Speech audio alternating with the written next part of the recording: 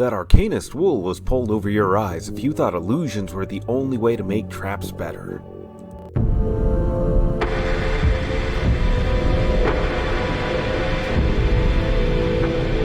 Hello everyone, and welcome back down here to The Gamer's Den, with me, your host, Jordan, your master of lore and storyteller extraordinaire. Now, last time around for DM Quick Tips, I had talked about layering illusions over traps to help make them more effective, and with the specific example I'd used with the pit trap in the long hallway, I said that you want to find a way to distract your players, and one of the best ways to do that was by placing some kind of monster or enemy at the opposite end of the hall with a solid ranged attack ability, so that way the players feel more rushed and run perhaps much more blindly into the trap and without being aware of what the real threat is. And today we are going to talk about more of that, pairing up monsters with your traps appropriately to help maximize the advantages that they yield. But before we get into that, if you haven't done so or are new here to the Gamer's Den, go on down there and hit the subscribe button and be notified the next time we upload more great content here to the channel. Now, with all that shameless self-promotion out of the way, let's get into the heart of the issue. So, when it comes to pairing up monsters with your traps, you want to take into consideration the types of traps that you have available. For example, if your traps involve a lot of fire, then what you want to do is find creatures with fire resistance or outright fire immunity. Now, in 3rd edition Pathfinder and with 5th edition, those are still very, very common. Those are some of the most common immunities there. And that's before you even factor in things like reflex saves to help negate damage, or in the case of 5th edition, dexterity saves.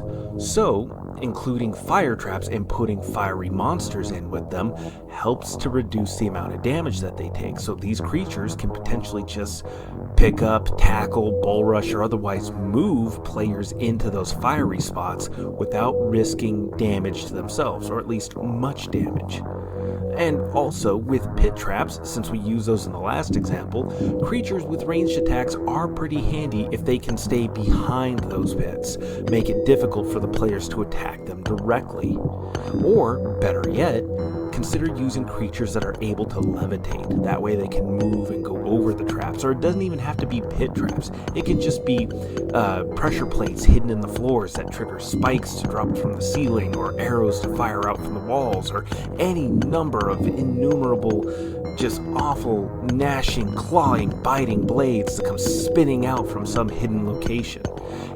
Anything is workable, because since the creature has levitation, they're not going to activate those runes, those pressure plates, whatever means of activating the traps are present. So they can move freely about the room, but the players have to exercise care and caution if they're aware of the traps being there. Or you can even just get it simple down to plain old brute force. Pair up these rooms with ogres or trolls, creatures with a high degree of strength, and give them a weapon, a simple weapon like a man catcher, a long pole with two rounded ends that typically have some kind of blades or spikes on the middle, designed to go around a person's neck. That way when they attack them, they grapple the target, and when they're grappled, they can use their superior strength and reach to maneuver players into those traps and cause them to take even more damage without much, if any, risk to themselves. By pairing up monsters appropriately with traps, you can easily magnify the threats of both. And even though ogres and trolls in particular are not very bright creatures on average, they're still going to be able to put together, I stepped there, bad things happened to me.